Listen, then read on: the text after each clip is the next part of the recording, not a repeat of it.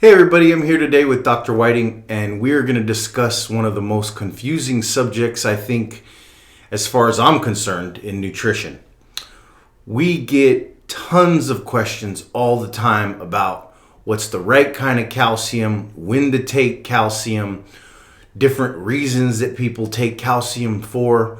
So we decided to just really get into it. So calcium, right off the bat, you've often said that not all calcium supplements are created equal. What do you mean by that? Well, since calcium is one of the most difficult minerals to absorb, it is important that we do everything that nutritional science knows presently to overcome that.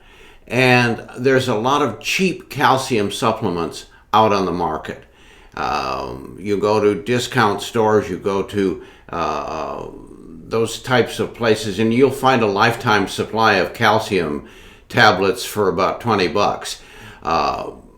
But the truth of the matter is, it's basically they're just ground up rocks.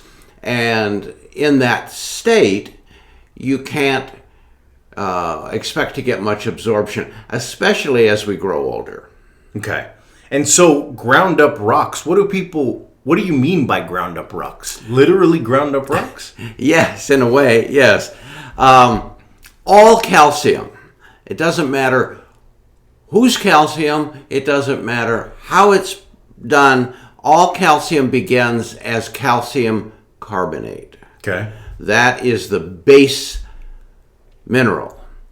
What we do to it afterwards makes the difference. For example, there's a process we call chelation. Okay. Chelation means to bind. And in this case, we are binding calcium carbonate with acids because calcium carbonate is highly alkaline. And when we're young, and our digestive system is healthy and working well, we can produce enough stomach acid, gastric acid, to acidify the calcium.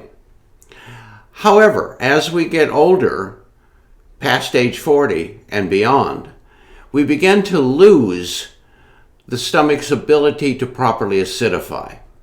And that is obviously the subject for an upcoming video on digestion. But suffice to say that as that process continues on, your ability to acidify calcium greatly diminishes. So when we pre-acidify the calcium, we use malic acid, we use citric acid, we use amino acids, and the best is a combination of all. But doing so is one of the ways that we have of enhancing uptake and absorption of this very essential mineral. And so how can we tell if a calcium supplement is good? What do we look for on the label?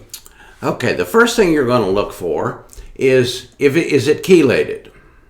And it should say calcium, and maybe in parentheses it might say as calcium citrate or as calcium malate or whatever. That's the first thing. Okay. Second thing is it should be from multiple chelates, not just one. So you want to have citrate, malate, amino acids. You want to have as many different chelates present as possible because there's strong evidence to show that helps a great deal.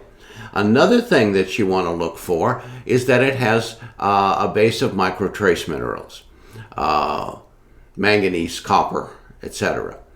And lastly, of course, you want to have a calcium supplement that has magnesium because magnesium is the partner of calcium. And so we know that calcium is important as we get older. What is the age that is, in quotes, older?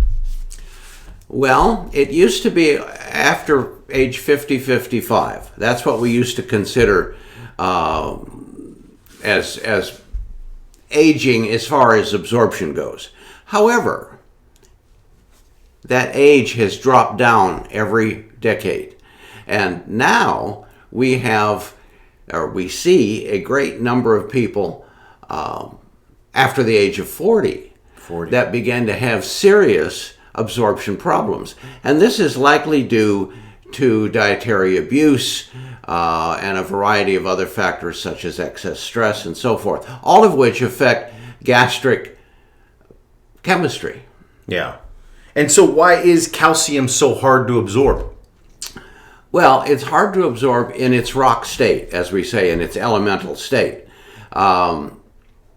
because it requires a high amount of acid in order to break down and be absorbed.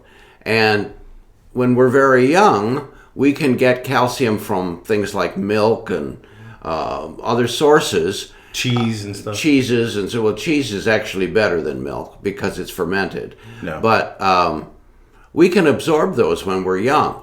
But after 40, 45 and up, you're getting very little calcium from the milk. In fact, you probably shouldn't be consuming it at all anymore at that age.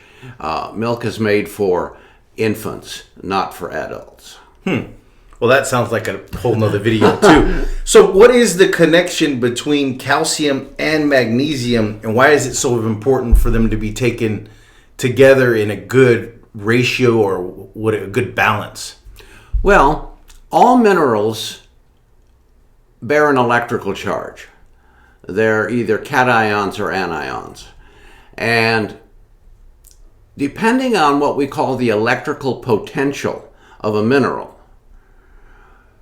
depends upon how much you need in relation to other minerals. That's called mineral ratios, which sadly most supplement manufacturers don't consider because they probably don't know in the first place. But when it comes to calcium and magnesium, magnesium has a higher electrical potential. And so you want less of it than calcium. Normally, there are some exceptions, but normally you want a 2.5 to 1 ratio of calcium magnesium. So in other words, if you have 400 milligrams of calcium in a supplement, you want about 200 milligrams of magnesium. That balances out the electrical potential differences and allows for better absorption of both electrolyte minerals. Okay, and so lastly, just as a selfish question, I used to think I had cramps in my calves and my thighs when I worked out and I was consuming a lot of water, and I got did some research, and you also helped out with that research, and you said, well, if your leg is like, at night, if it shakes or if you get a cramp, try taking a calcium supplement, a good calcium supplement, magnesium supplement, as you're describing, and it should stop the cramping and that jolting of your legs at night.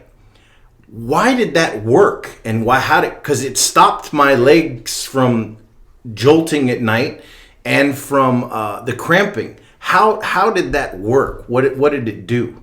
Well, when you suffer from those types of issues, especially at night, it's due to an electrolyte depletion. And calcium is an electrolyte? It is one of many electrolytes, as is magnesium. Potassium, those are the big electrolytes. And when they're out of balance or deficient, and remember, they're water soluble, just like most nutrients. And when you consume excess amounts of water, you exercise heavily and perspire, especially in the warmer weather, your electrolyte levels can drop below threshold, at which point you begin to start getting that jerking that goes on at night, because your central nervous system is being overactivated and, for lack of a better term, not as well insulated because of mineral depletion. Got it. Well, thank you so much. Gosh, I hope that shed some light on calcium and magnesium and absorption and a little more information for you. So thank you so much.